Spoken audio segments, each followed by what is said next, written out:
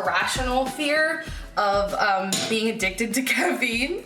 So I actually don't drink coffee on like a regular basis. When I want it, I just make myself go out to like a coffee shop and get one. But obviously since COVID, not everywhere will let me bring my own reusable cups. So I've been thinking of a way that I can make coffee at home without getting like a bunch of stuff. Most coffee drinks I actually like are made with espresso, and I don't want to invest in an espresso maker. Those things are expensive and take up so much space. I don't need all that for like the few times that I need coffee, and I don't really like drip coffee, so that really wasn't an option. But jet lag is killing me right now, so I'm really glad that I actually bought this little thing. These are called mocha pots, and to be honest with you, this is my first time testing it out because I got it maybe a month ago, but haven't felt the need to use it until today, because let me tell you, it's so hard to wake up and so hard to go to sleep right now. Anyway, this is basically the cheapest and easiest way to make a shot of espresso, and Tara, as she's editing this, I can only imagine that AJ is hearing me say this and they're cringing.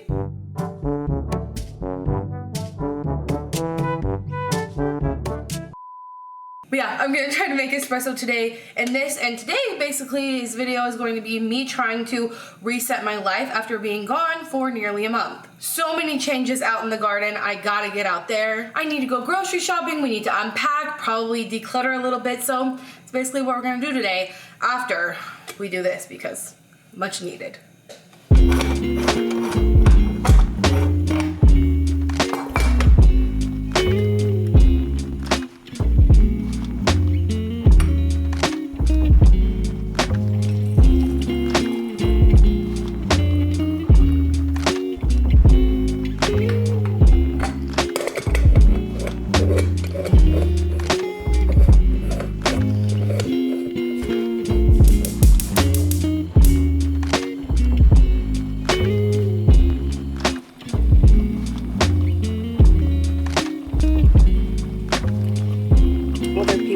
Satisfying than this. Maybe I didn't put enough water. Okay, moment of truth, I guess. I don't know if I'm supposed to pour the whole thing. Like, I feel like a shot of espresso is normally so small, right? I don't know. And I bought this sucker on Facebook Marketplace. I already frothed my milk, which is kind of incredible. Oh, you know what? I think I'm supposed to pour the whole thing so I can get the froth at the top. Oh. I think I would put way too much espresso to milk ratio. I'm gonna make more milk, but also put some stevia in it. I did that last time too. Where's the lid? Where's the lid? I'm not entirely sure how this is going to taste, but the froth, incredible. We're gonna go in the garden and drink it. Don't talk back. So the garden is looking good, but not as good as it should or could. I'm talking! We're just gonna have chicken interruptions. We're just gonna have to deal with it. But since I've been gone for nearly a month, I couldn't keep the porch clean, and here we are. It looks awful. I don't know if I'm necessarily gonna like fully clean it today, because there's work in the garden to be done that needs to be done. While I'm gone, we have automatic waterers because, well, that just helps me on a normal basis. But also while I'm gone, people usually stay here. Like my friends will usually come stay here. I have a pet sitter, an assistant, so everybody helps me, but no one does it quite as well as you when it's your garden.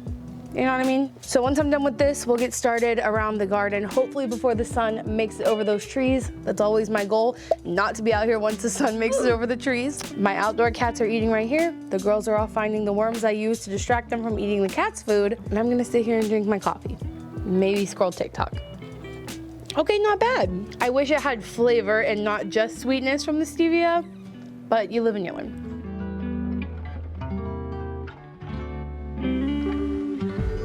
This is my official resignation and notice as a pumpkin farmer, or as a wannabe pumpkin farmer. This is my third year trying to grow pumpkins unsuccessfully. The first year they were killed by the heat. I planted them entirely too late.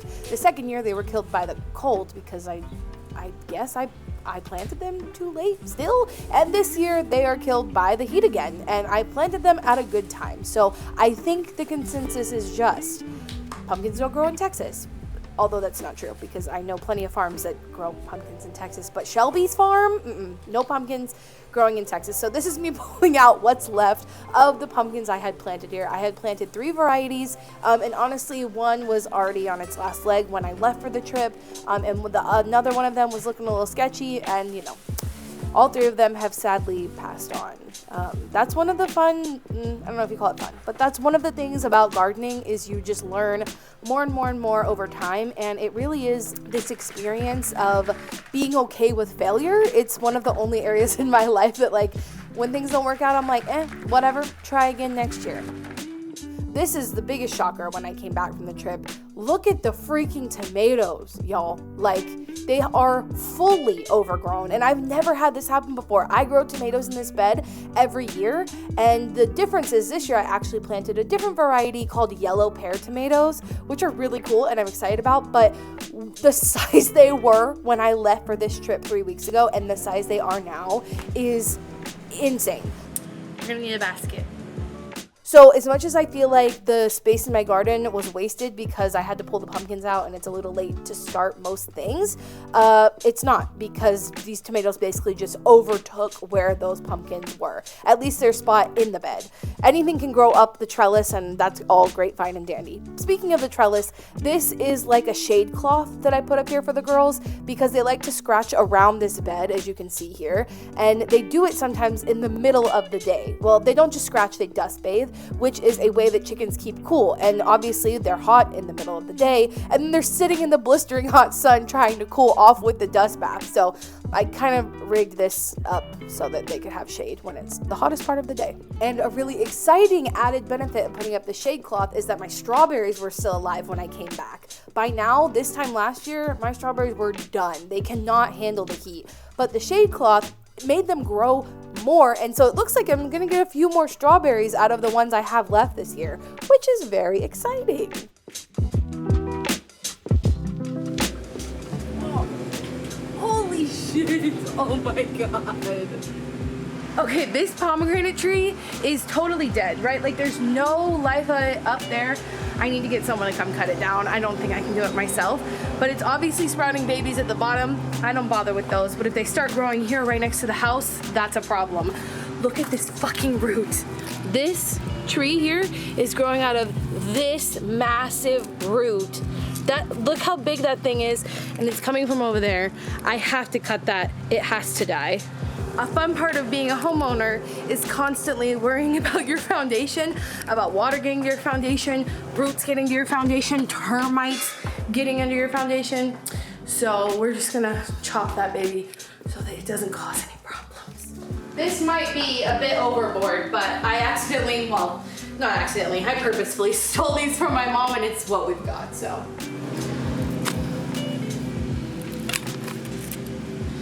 I mean, that was pretty easy. See, it's severed.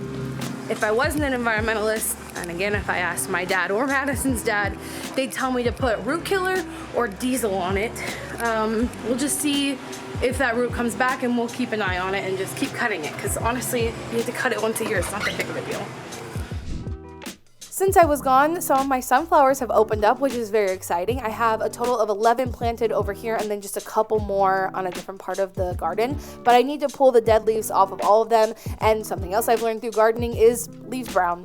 Point blank period, some leaves are going to die, and that's very normal. Remove them from the plant. It helps them conserve more energy to focus on creating a bud. So just pull off your brown leaves. It's not a failure. It's just a thing.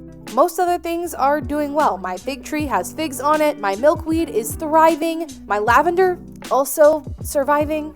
But excitingly, I do have zinnias popping up in places that I did not plant them. I had some last year, and I'm guessing seeds just were knocked out from those and spread across my yard. So these are just like volunteer zinnias, which honestly I'll take if they fully mature and grow. The butterflies love them, and it brings so many beautiful butterflies to my garden. So like, I'll take it. And speaking of bugs, one of the things I have the most trouble with in my garden is identifying these little suckers. I can never tell what's a good bug, what's a bad bug, and I'm part of the San Antonio Backyard Gardeners Facebook page, and like half of the posts once comes summertime is this a good bug or a bad bug? Is this a good bug? Should I take out this bug? What should I do about this bug? Otherwise, I just leave them alone unless it's something I know is bad, like a squash bug, and then I murder it. And by murder, I mean pick it off and feed it to my chickens because, circle life and sustainable and all of that. I always use twist ties to tie up any of my vining plants, but actually my cucumbers this year are really dispersing nicely. I haven't had to use too many twist ties on them, but I'm having such a trouble with whatever this variety of cucumber I'm growing is. I actually saved seeds from last year, but I'm not finding many baby cucumbers, like the female parts of the plant so that I can pollinate them. I was only able to find one, and I didn't want to go try to tie up any more of the vines because Miss Val was sleeping, as you can see her right under there, and I just didn't want to disturb her. I didn't have the heart to do it.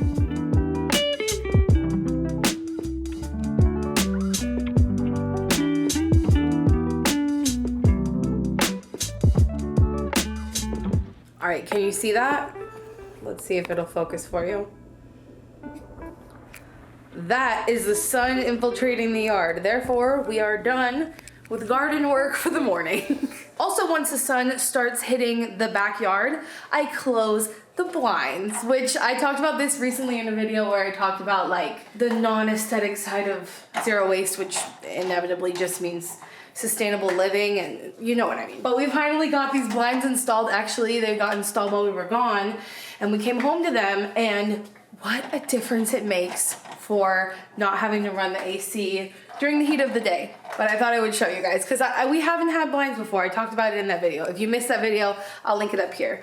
But I basically am just gonna walk around and close the blinds where the sun is gonna be able to get through. So the sun starts reflecting off of the concrete. These don't get sun until really late afternoon, evening. These will start to get sun soon as well, so I'll close them. And I just leave the bottoms open because Tippy really likes to look out the windows. Not so much those over here, but these over here especially. So I want him to still be able to enjoy the windows, but this still helps, you don't even know, so much. Now that the blinds are closed and garden stuff is done, I have to start working on some stuff. I have a voiceover to do for a video about microplastics that I'm very excited about. That video might actually be out before this one, so stay tuned, or not stay tuned, go check it out. I'll link it up here if it's ready. Have a couple TikToks to make, stuff like that. And then actually in a little bit, I think we're gonna cut my hair. So I didn't mention this at the beginning of the video because I am super on the fence about it, but I have an appointment to get my hair cut today. And I could have been more clear on Instagram when I asked this, but I basically am asking, should I just get a trim or should I actually cut my hair? Because I'm ready for a change, but also not, because I recently just learned how to curl my hair the way I like. And so changing it kind of I don't know, I don't love the idea of that because I am really happy with my hair, but I haven't cut my hair since 2015. I actually cut my hair. I got my hair trimmed maybe 2 years ago, but I basically just lifted up to Instagram, which if you're not following me over there, go do that. We're at 64% saying to cut my hair. Now that's not 50-50, but it's also not an overwhelming cut your hair, so I'm still struggling. Regardless, I'm gonna get some work done and then I'll meet up with you guys when we go to the salon and actually make a final decision on what the hell I'm gonna do with my hair.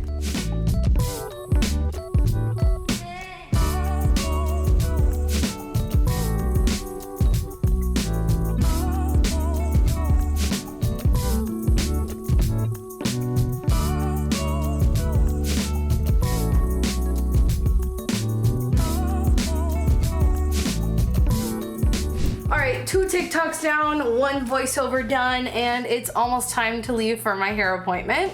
Oh, also update for anybody who remembers my old planner that I was using, because it was a refillable planner. I don't even know where it is right now, but I've talked about it so many times. I was using a planner, it's by a brand called Inkwell Press, and they've literally been sold out of the refills for daily planning for over 6 months now. I remember I started looking and thinking November, definitely before the beginning of this year. I emailed them multiple times and they told me, I think in November, that it would be ready in March. And then when it wasn't, I emailed them again and they said the end of April. And then when it wasn't there at the end of April, I was out of sheets and I had to figure out another solution. And I've said so many times that I feel like planning on digital things is just not as good for me. Like, it never felt quite as fulfilling, but I can keep track of so many different things using Notion that I've already like forgotten about the fact that I like physically writing things down, because I can see so many different things in my Notion. It's been life-changing. And I always put off building out a Notion, like ever trying it, because you have to like build it out, right? Like, it's literally like completely custom. Luckily though, there are people who make like templates. So I literally bought a template for like 10 bucks. And now I have so many different like pieces to my content, or my content calendar, to my Notion. So I have a content calendar. I can put TikToks in here, YouTube videos, reels, all the things I need to organize. And then there's like journal and daily time blocks. Where's my daily time block? Like a daily situation. So just a PSA to anybody who thinks they absolutely cannot use digital planning, give Notion a shot and just find a template that you can buy for like super cheap that works for you. Cause wow, it's really been life-changing. Okay, I need to change because I just put on this shirt to start working, but I'm still wearing the bottoms from the matching set from this morning, which they don't go together. I'm probably just gonna put my black shorts back on though, because we need to go. Okay, here we go.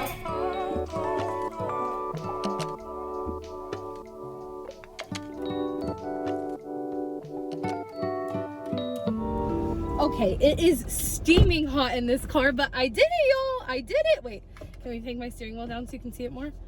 No, that's all you get. But it looks good. Like, I feel like it's not too long. It's definitely like a mid-length, which is what I was going for, and it's cute. Oh, by the way, this is a fanny pack by Girlfriend Collective, and I don't think they sell it anymore. I found it on Poshmark, but I love this for my recent trip, and I kind of like it for everyday life too. I feel like this cut actually makes my color look even better. Here, can we see it now? There we go. Can you see? That's the end of my hair. It doesn't go past my boobs anymore. Okay, I kind of like it. You guys let me know what you think. I feel like it's not that big of a change, but it is at the same time. Okay, let's go home. I'll see you when we get there. So, remember earlier when I said we were gonna go grocery shopping? I clearly forgot I had placed an Imperfect Foods order, and it's a big one, and this shit is heavy because when we travel, we clean out the whole fridge, and so we have to restock. Ugh. Bread. She got bread. I honestly hate Imperfect Foods bread. If you guys use Imperfect Foods, which I'll leave my $10 off discount link below, it's literally one of those things where like you get $10 and I get $10, which is kind of awesome. But I bought this bread before and hated it because it's hard. Like, I don't know if that's something you can tell, but this is hard. Last time I bought this, didn't like it, made croutons out of it. I didn't like it so much. And then we have, oh, this is probably also why it's super heavy. This is watermelons, and there should be, I think, 3 or 4 of them in here because I give the girls one every day. The girls being the chickens during the summer because it helps them replace electrolytes and it's just gonna help them cool down. I keep them in the freezer, so it helps them stay cool. So we need a lot of these. Okay, we have everyday chana. This is like chana masala. This is what I always order. She never orders this. This looks like a vegan pepper jack. Madison, what is she? We gotta get her down here and ask her what the hell the plan is for all of this. What? Madison! Okay, she's coming to explain what the heck all of this is. Do you know how much stuff you bought? I bought a lot of stuff. I ordered it when I was hungry. You know how long it took me to get her interested in a plant-based milk, and only one plant-based milk does she like? I'm guessing you're making sacrifices in terms of for hedging reasons? Mm-hmm. Okay. I thought this was an Olipop. Olipops are my favorite. Anyway, you should try this. You want to try it right now? No, but I got it to try it, so. I think you should try it for the video. Why not? Okay. Is that bad? Ugh. Love that for you. It's not bad, but it's not good. Anyway, that's our grocery haul.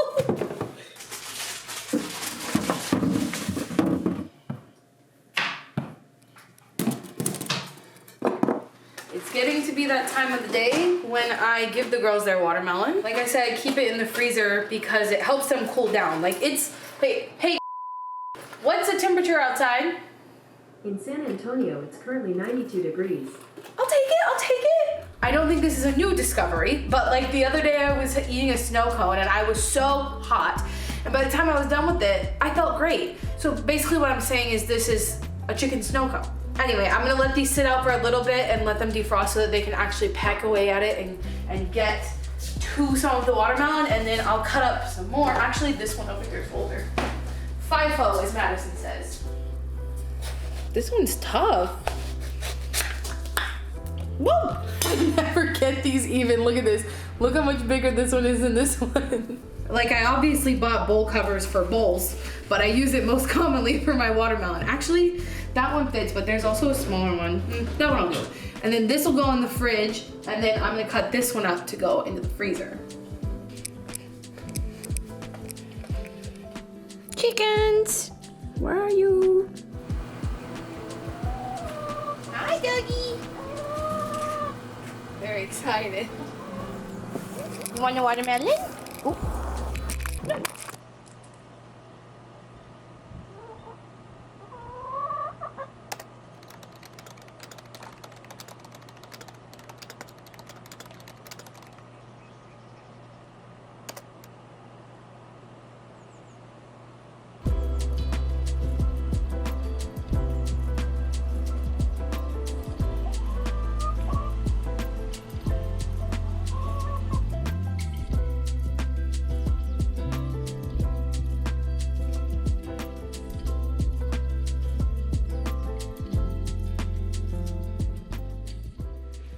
I put it in like a day in the lifestyle video before, but the plant nursery by my home has free package-free like plant nutrients, fertilizer, whatever you want to call it. You basically just bring your own container and they'll fill it up with this wonderful, whoa, you can fill up your own containers, and this is good for indoor and outdoor plants. Just with my indoor plants, I use less. So I get my rainwater, I put a little bit of this in there, and then I did all of this. And in the spring and summer, I try to do it every other week. But since I've been gone, obviously they need their plant food. So that's what I just did. And now you guys, I want to be done. I try to limit my flights every year to like less than 2. Usually not more than 2 unless it's for work or a family emergency. And in order to make that work for me, I have to combat the travel bug. I'm sure you all know what I'm talking about. Just needed my handy dandy box to set you on. But yeah, when you get back from traveling, you've had so many new experiences, it's been so exciting. And also you're not working, you're like having fun. So obviously you want it to continue. But for me, in order to combat like flying way too much and having too many emissions, I do this thing that's like actively combating the travel bug by looking up cool places to do and see things near me. I get on 3 platforms usually to do this. I'll do Pinterest, TikTok, and Instagram, and look at like Texas. There's a few accounts I follow that are Texas specific, and will show you different beaches and restaurants and all these things that you can try so that you can have new experiences without flying. I highly encourage you, if you wanna like travel, but you don't wanna have a huge carbon footprint, because flying is a super high emissions activity, and in the US, traveling by train is like, it's not really a thing.